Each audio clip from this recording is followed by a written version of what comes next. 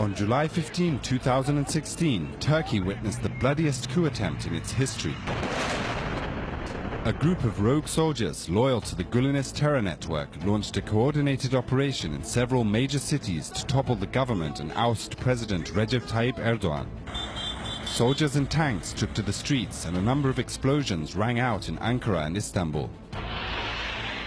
Using the state's fighter jets, the coup pilots dropped bombs on their own parliament.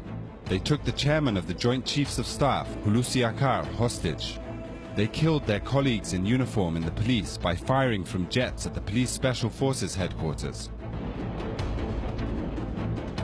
The coup plotters stormed the Mediterranean seaside town of Marmaris, where the Turkish president and his family members were holidaying, to assassinate the president on the night of the failed coup.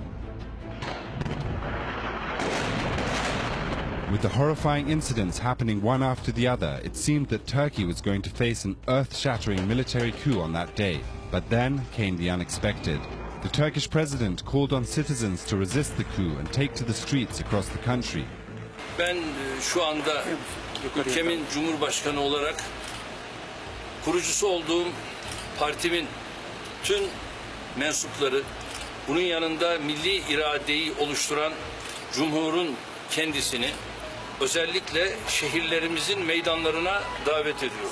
Şehirlerimizin meydanlarında biz halkımızla el ele olacağız ve bu kalkışmayı yapanlara gereken dersi orada vereceğiz. Then came the unprecedented response from the people of Turkey. The attempted coup crumbled after a mere few hours, leaving behind only its brutal legacy of violence. On that day, 250 citizens were martyred defending their country. Some 2,200 citizens were wounded, veterans in the struggle to save their country from falling into the hands of a bloodthirsty terrorist group.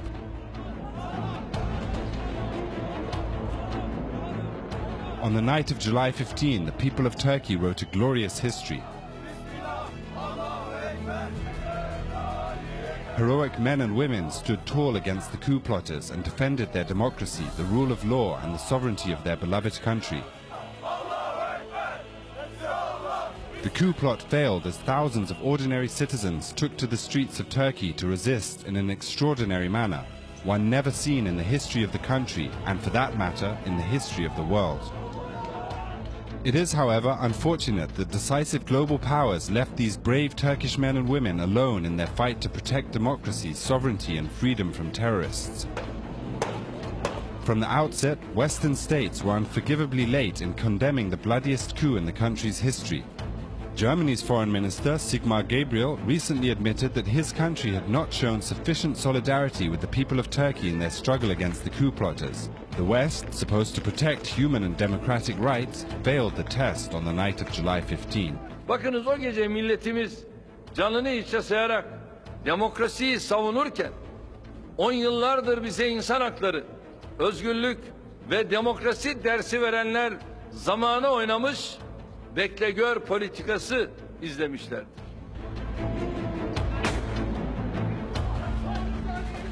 The failed coup also exposed Western double standards when it comes to protecting democracy. Bir defa Tiananmen meydanında tankların önüne dikilenleri taltif yağmuruna boğanlar, Kızılay Meydanı'nda, Şehitler Köprüsü'nde, Kazan'da ve daha birçok yerde yaşanan kahramanlık hikayelerini görmezden gelmişlerdir.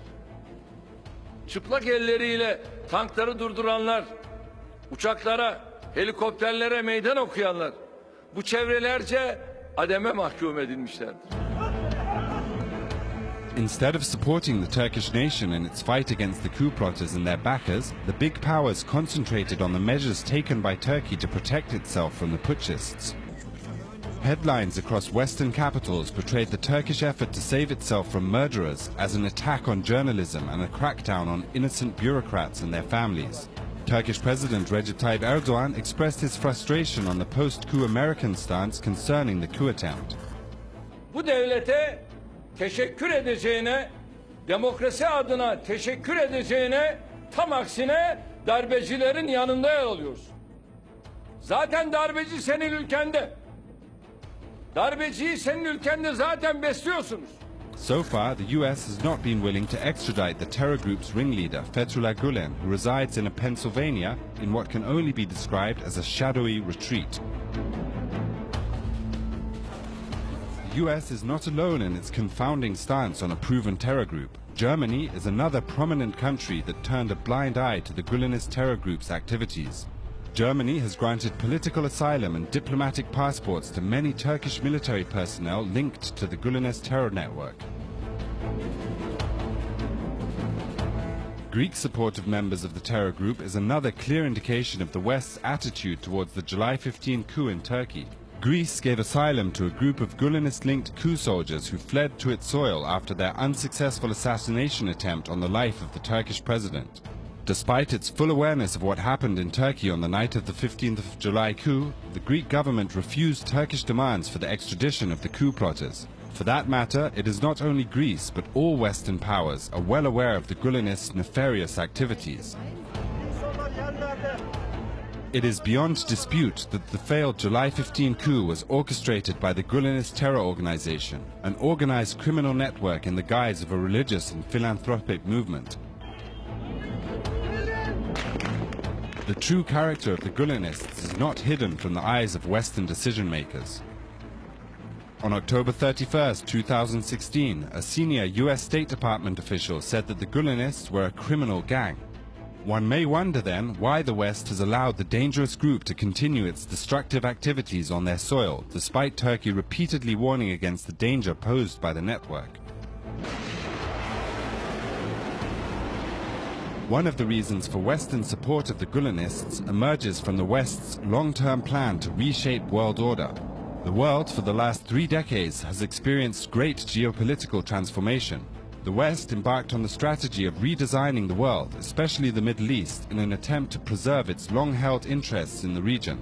For this to happen, new actors were needed. The Gülenists fit the bill to a T. The group is an obsequious gang led by a sycophantic ringleader, ready to go to the extent of exterminating its own people in order to associate itself with those believed to decide the fate of the globe.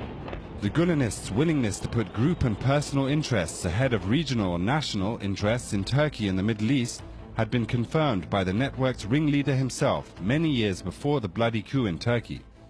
Aynen öyle. Orta Doğu'da, Orta Doğu'ya yakın yerlerde 20 devletin bölünme planından bahsediyorlar. Onu gelir gelmez arkadaşlara arz ettim. Bazıları bizi de merak ediyor. Acaba, o bana da geldi, acaba nerede duruyor bu mevzuda? Eğer şöyle böyle bizim çıkarlarımız da söz konusuysa, biz başkalarıyla bu meseleyi eşit seviyede paylaşarak bu meseleye iştirak ederiz. Evet deriz, böyle bir projemiz var ama fakat biz bu projede şu alternatif mülazaları teklif ediyoruz. Bunların da kabulünü istiyoruz. While the West takes the Gülenists as an ally in the realization of its projects, the terror group has also worked hard to place itself as the prime candidate for the West. The Gülenists present themselves as a moderate transnational religious network. The Gülenists have a history of accusing opponents in the Muslim world of extremism and fundamentalism, an accusation that the Western master is eager to hear.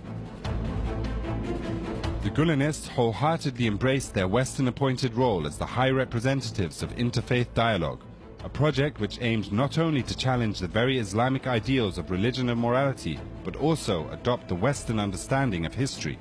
The Gülenist leader once asked his followers to adopt the Christian religious narrative in place of their own traditions. He even preached to Muslims that they must accept colonization and occupation of their countries by others.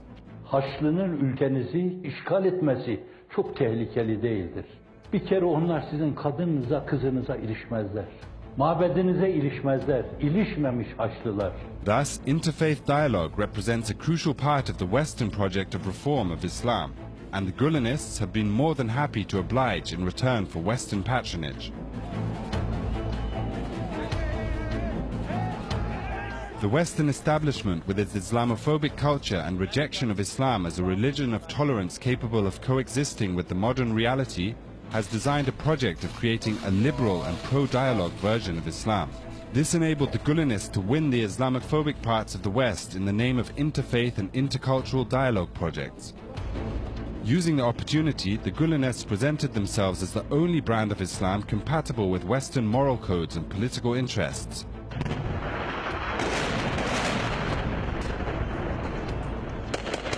Now, following the brutal failed coup attempt unleashed by the Gülenists in Turkey, the world finally has a clear opportunity to see the network for what it is. The question remains, will they take that opportunity?